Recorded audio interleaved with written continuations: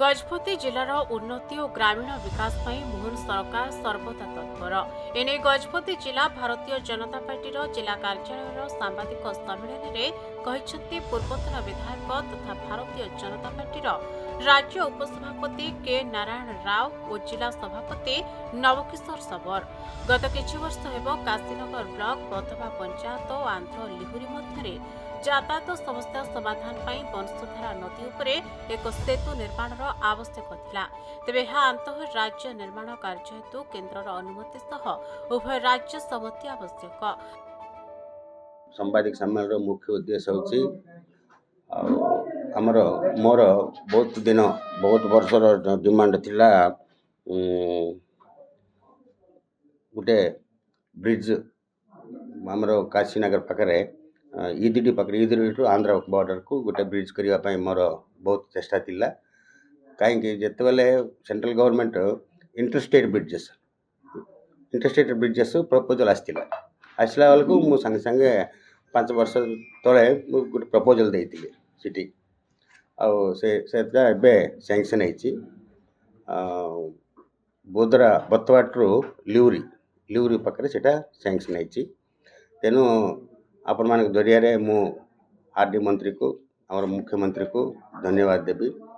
सेमती आउ गोटे ब्रिज भी सैंक्शन होती आमर सबरा पंचायत रे सबराटू आमर पदमपुर जीवा रास्तार गोटे ब्रिजटा सैंक्शन होती 2टा ब्रिज सैंक्शन होती आमर काम आरंभ हम आमर बाईपास रोड भी ऑलरेडी सैंक्शन होती सब होगी लैंड एक्विजिशन भी आरंभ होती जता शीघ्र सीटा भी हम।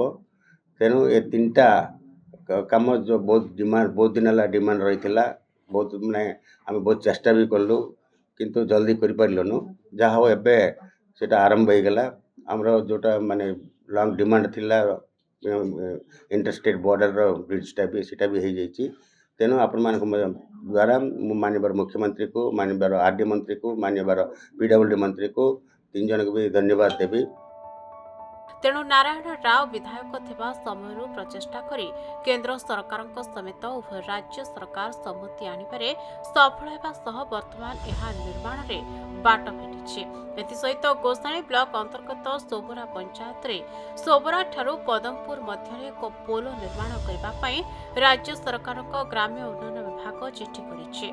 राज्य सरकार सेतुबंध योजना माध्यम रे एही 2टी निर्माण कार्य आरंभ होबो बोली विभागीय पत्र माध्यम जना जाइछि। तेणु पूर्वतन विधायक जिला सभापति मुख्यमंत्री मोहन माझी और ग्राम्य उन्नयन मंत्री को कृतज्ञता जणाइछन्ते। केवल एतिकी नुहे पारड़ा खिमुंडी सहरर उन्नति निमंते बाईपास काम खूब शीघ्र आरंभ हेबा सह सहरर मुख्य रास्ता प्रशस्त काम मध्य सरकार पुणी आरंभ करी 66 फुट कराजिबो बोली कहिसन्ते। आयोजित होई सांबादिक सम्मेलन रे पूर्वतन विधायक तथा भारतीय जनता पार्टी राज्य उपसभापति के नारायण राव और जिला सभापति नवकिशोर सबर उपस्थित थे। गजपति हेमंत प्रधान को रिपोर्ट खबर ओडिशा।